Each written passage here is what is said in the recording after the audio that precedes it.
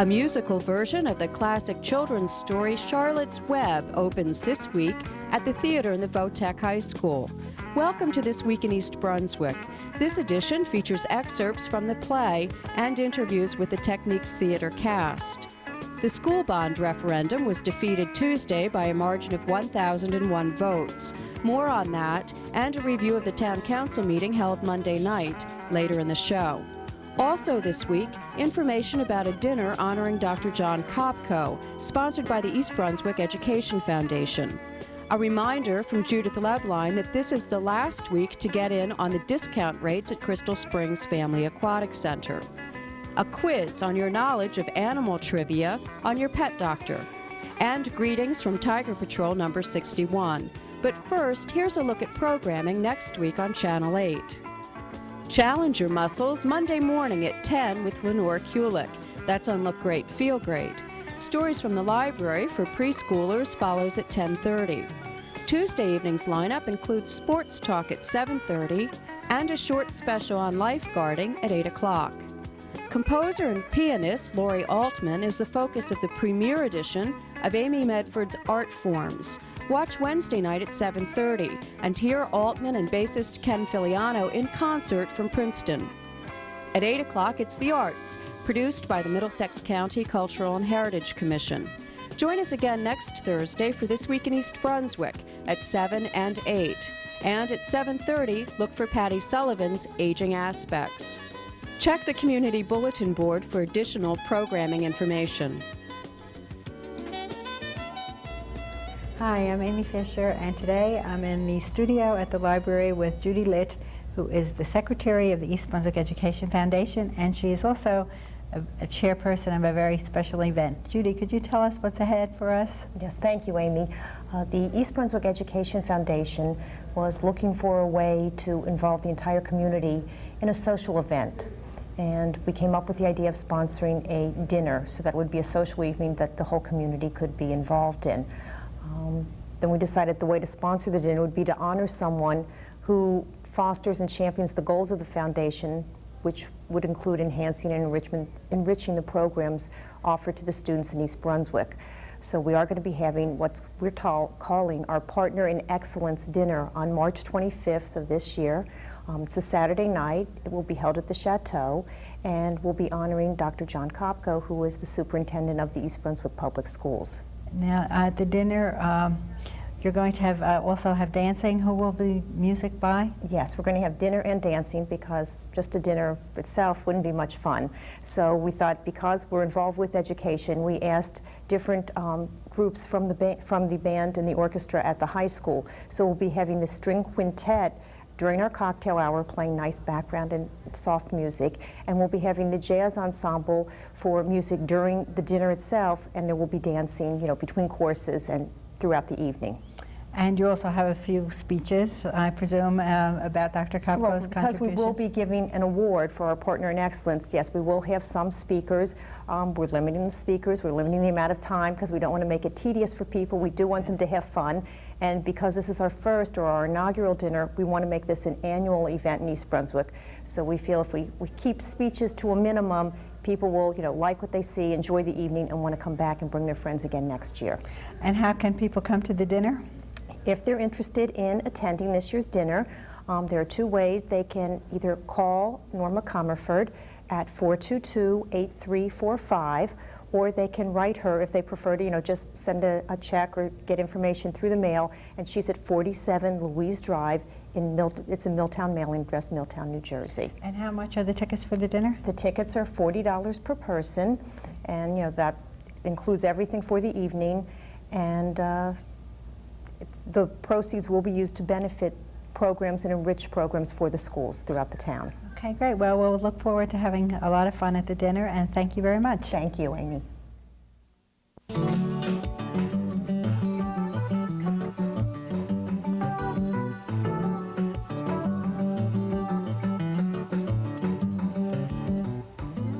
Hi, welcome back once again to Your Pet Doctor. I'm Dolly Vasta, and my co-host is... I'm Dr. Brian Johnson from the Cranberry Veterinary Hospital in East Brunswick. Last time we spoke, all of 3 or 4 minutes ago, we talked about pet-proofing the house. Right. today I thought perhaps it'd be fun to talk about the appropriate toys for your animals. That would be very good, but as you said just before we went on the air, there was no question that I could ask that you wouldn't know the answer to. I'm so glad you finally understand that. So I thought we'd have a little quiz today instead of our normal show. Oh, that's dirty. So we'll keep track, and we're going to ask 8 true-false questions. I hate true and false. I told you that last year. I know. And for the listeners, if they get 5 right, that's good. That's passing. For you, we'll make it more liberal. 9 right out of 8 is passing. It's the story of my life. So let's go for a few of these and see how well you do. Okay, let's try. First All of one, us try. First one you've out got to there, know. too. Dogs and cats get tapeworms from eating fleas. True or false? Some of these are old wives' tales, and some of them are true. I know some old wives. I'll say true. It's false. Well, now you said true and false. Which are you saying? False. Okay. You had a funny look on your face. Dogs and cats go through their heat cycles every 6 to 7 months approximately. True. Okay. Rabies is an important disease. That part's true. And is carried by dogs, cats, birds, and humans. True or false? False. Okay. Catalina macaw. Catalina is a nice big bird. It's orange and green. Okay. They are produced by breeding a scarlet macaw, which is red, with a blue and gold macaw, which is blue and gold. True or false? Well, now. That's one of these trick questions. I've got a feeling this is like, can you take blue and purple and, you know. I'll say false. Okay. I was right? I didn't say that. Oh.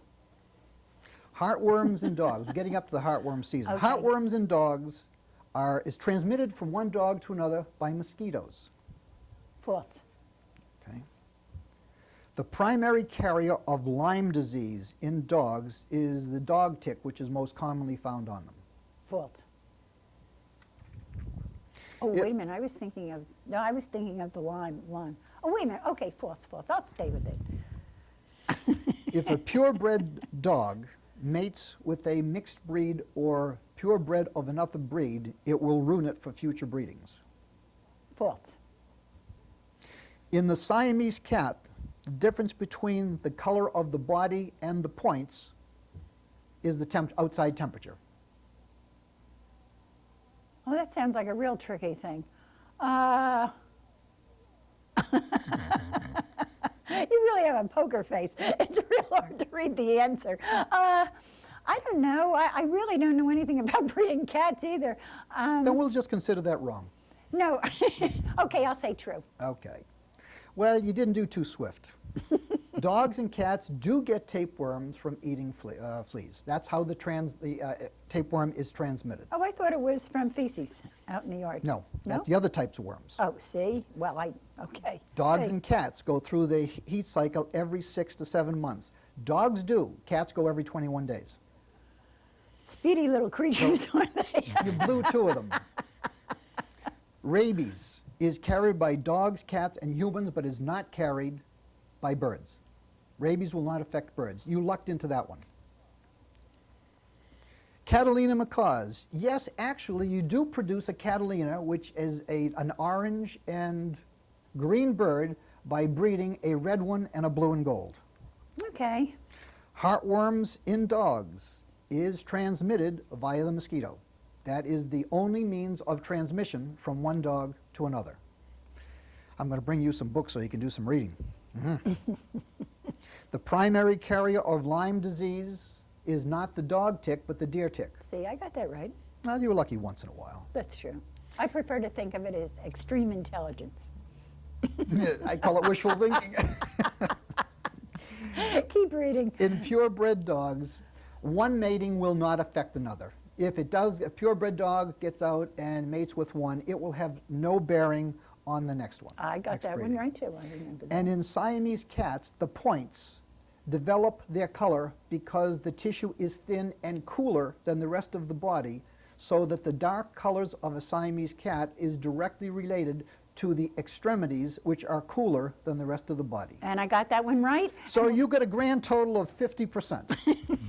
I think you're cheating. You always cheat me. Anyway, they're doing this, which means get off the air. Okay. We'll see you all next week. In the meantime, take care. And have a good day, folks. February is Children's Dental Health Month, and I have a special tip for all of you young mothers out there.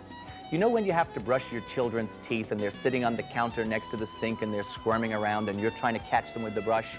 Don't do that. Don't let them get away with that. Sit them between your legs with their back towards you, hold them in a nice firm fashion, put the brush in their mouth, and go back and forth brushing their teeth just like you would brush your own teeth. That's the best way to keep them clean and make sure that they have a beautiful, healthy smile forever. Good luck. East Brunswick voters decided not to spend $23.1 million to upgrade the district's schools.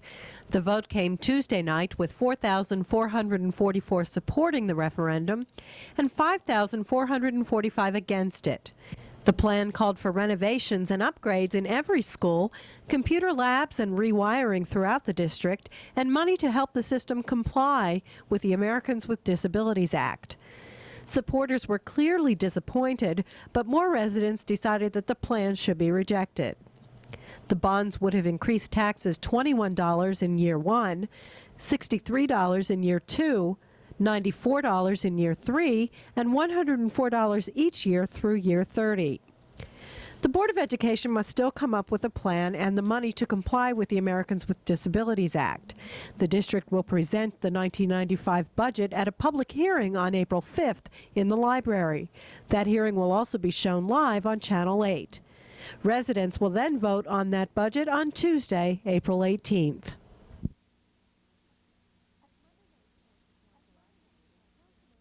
At Monday night's Township Council action meeting, council members presented their version of the 1995 municipal budget, which calls for a 7-cent tax hike. The budget also includes money for the restoration of municipal jobs targeted to be cut by Mayor Oskowski. I would like to start with the Professional Managers Association, and I would like to make a motion to restore the funding for the fleet manager, the 2 parks foreman, the recreation manager, the housing specialist, and the code enforcement officer. A second? I'd like to second that motion. Thank you, Mr. Clark. What this budget also does is it recommends to the mayor and it restores the funding for the celebration of the public events such as the Turkey Trot, Wonderful Wednesdays, and it also recommends that we restore $25,000 to the rescue squad, which would bring them up to their full allocation of $55,000, in addition to some other Camp Daisy. The grants program, yes, through the grants program will be restored based on this budget as well, and it restores a grant of $9,500 to Camp Daisy. In addition, it goes through every department, and we try to be as fair as we can in making cuts to make up for these items, so we could retain the programming that we want and still try to keep expenses under control. I appreciate all the effort that's been made by all the MEA employees, PMA employees. The effort that was extended to me in informal talks that I had with them was very much appreciated. I hope that you appreciate that this council as a body took a very tough matter. It was a struggle between the council and the administration on priorities and what we felt was important for the township and for the residents and for you, the employees. It has not been an enjoyable process, but there was one that we were required to do by law and one that we chose to do when we ran for this office. We were presented with an enormous budget shortfall, an unfathomable tax increase, and a termination of 10% of our workforce. I knew throughout my campaign last year that the road ahead was going to be bumpy, but I at least thought the road was paved. To my colleagues on council, I congratulate you on your ability to respond to this crisis. I feel your concern for the quality of life in East Brunswick has been foremost in your minds. I feel we have all succeeded in crossing the imaginary lines of partisan politics. We have constructively worked in harmony to do what we consider the best response to the residents. We have succeeded at putting a tourniquet on the wound, but we still must deal with the injury. We put money back in lines where we would have lost experienced staff and community programming, people and events which make a difference. To paraphrase one of our public works personnel, certainly we are only as good as the people that work with us. They are our representatives to the community, and certainly this council believes that. We've taken the time to micromanage a multi-million-dollar budget and make cuts in areas we felt could be justified. Directors have helped our cause by raising fees and charges so that the users of various services will bear the burden of costs, not the taxpayer. This is something that will help us now and in the years to come. Council President Vince LeBlanc disagreed with the other council members and explained why. Certainly, I don't want to see anybody cut. I suppose I'm of the same mind as Mr. Neary in the sense that nobody wants to see anybody laid off from their job or money taken out of the mouths of anybody's family. But the people who elected us, the taxpayers, look for us to make certain decisions. And after searching my soul and with everybody at mind, I came to my decision. I don't think that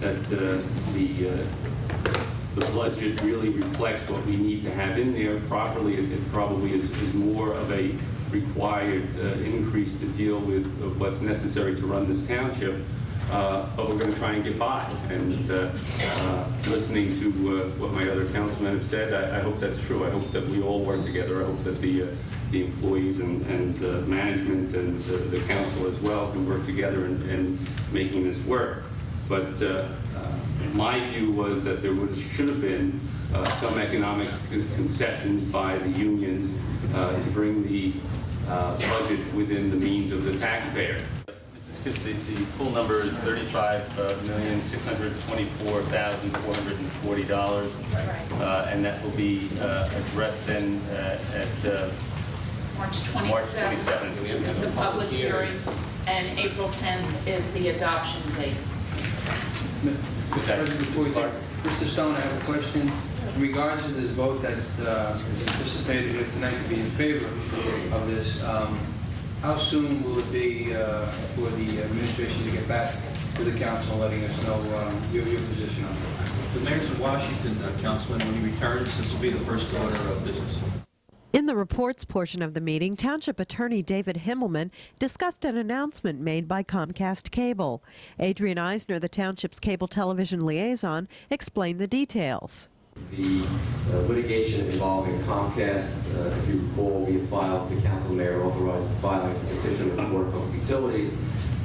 This week I had met with Adrian Eisner, and I'm going to refer to the details to Mr. Fisher on that. We'd like to brief the council, but I would like to say that there is a proposal that's been made by Comcast to add additional services for programming. At this time, I'm not going to recommend that the petition be dismissed, but we'd like to see how that plays out. Basically, what they're going to be adding is AMC, and AMC is the one programming addition I would say that I have received the most requests for over the past 5 years. AMC will be on Channel 51, TV Food will be on Channel 52, and Cinemax, which is a premium movie channel, will be on Channel 48. And in addition, they are in the process of selecting a fourth channel, which will be added in 1995, that will be based upon consumer preference. Their plan is to create a channel by allowing customers to preview some basic service channels through the course of week-long previews. And after that time, they will have a way through some interactive mechanism for the customers to respond to Comcast as to what their preferences are. And they are negotiating with the networks now, and they hope to introduce that project in April or May. The East Brunswick Cable Television Advisory Committee has been informed of Comcast plans to comply with our franchise agreement and add 3 channels on this Wednesday, March 1st.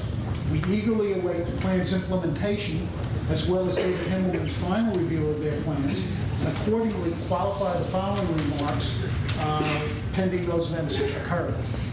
However, we wish to say that while we regret the steps necessary to get to this point, we are pleased to note that common sense has apparently prevailed and that Comcast intends to adhere not only to the letter of the agreement, but its spirit as well.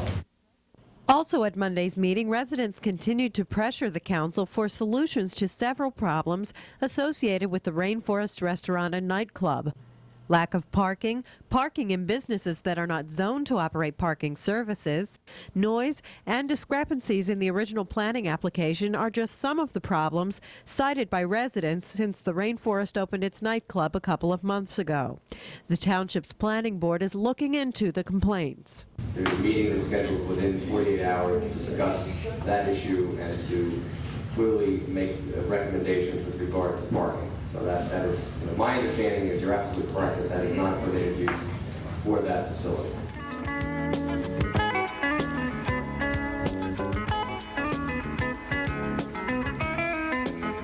Hey, believe it or not, it's time to sign up for Crystal Springs. You can get a discount if you sign up by March 6th. And remember, passes are limited.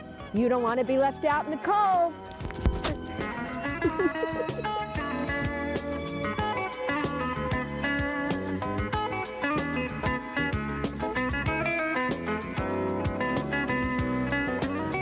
Leftovers from their breakfast. The bread has turned pale green, mixed with old potato skins. And milk that's slightly sour, just the way I like it. Another perfect day begins. Hi, I'm Francine Schiffman for This Week in East Brunswick. Here at Techniques Theater, they're performing the show Charlotte's Web this week. Here's a quick preview. Oh, hello. Who are you? The goose. Oh, hi, Goose. And this is my friend, the gander. But I only see one gander. You introduced me to 3. No. We have a tendency to repeat ourselves. Do you have a name besides Pig? Yes, they call me Wilbur. Why did you decide to be a part of Techniques Theater? Well, I've been interested in getting involved in some theater somewhere, and this is the first audition that I saw. I thought it would be fun. I have a small child, and I thought it would be fun to do something that he could come see. Do you enjoy being Wilbur? Yeah, it's a little different. I'm used to being a king or an old man, And Have you done professional work before? yes, mainly opera work. What's it like working with a cast of teenagers who are amateurs after being involved with professional work during doing opera? Well, it's a lot of fun, and it's a stretch dramatically to do something, to be a young pig and to try to bring that character out. It's a lot of fun. What character are you in Charlotte's Web? I play Avery Arable. I'm the brother of the girl who has the pig, and it's a very bratty character, and I sort of butt into everything, and I try and get attention. Do you like this role, being a brat? Does it resemble you in real life? Well, I'm very mature in real life, but I enjoy being annoying, and it's fun doing all the things that I have to do. How big is the cast of Charlotte's Web? Well, the cast, I think, is about 30 people altogether, with with the chorus and with the leads and everybody all together. What's it like working with such a diverse group of people? Some people have been in so many shows here, and other people, this is their first show. Well, the funny thing is you really can't tell. I mean, some people, the people that really enjoy it, have only been in one play, you can see how much they really enjoy it, and they put the best work into it, and they work really hard. And the people who've been 50 plays, they work really hard too. But you really can't tell the difference unless it's professional. I mean, this is it's so professional about it here. It's a really good thing. What character are you in Charlotte's Web? I play Templeton the rat. Is it hard to play a rat when you're a person? Not really. I just have to act really snotty, and like most people I know, no. Do you like this role? Is it stretch? I think I like it a lot because it's one of the better roles, and I feel that I deserved it after a long time of being in this playhouse. How long have you been with this company? I spent 2 whole years here with this is my 4th play here. What got you started in acting at Techniques Theater? Well, I used to dance, and then I saw an audition, so I decided I'd come and try it. And you stayed in this theater for a long time. What play is this? This is my 7th play here. And this is your favorite, right? Yeah, well, I've never played an animal before, and it's really fun. What's it like playing an animal when you're obviously a teenager? Is it a stretch? What do you do? Well, I researched my character. I found out what owls are like. And it's not that much of a stretch because you just sort of make the animal more human when you play the part, and you just sort of take characteristics that would be human and say like an owl would be wise, so you do that and you just pretend that it's human even though it's an animal. Why did you choose to be a part of Charlotte's Web? Because I've always been a part of this theater, and I love doing children's musicals. They're the best to do because it's a lot of fun. After the shows, we go out and we play with the children and we stay in our character. And it's fun to see little kids go around, you know, they like to see that and they ask for your autograph, and it's pretty neat.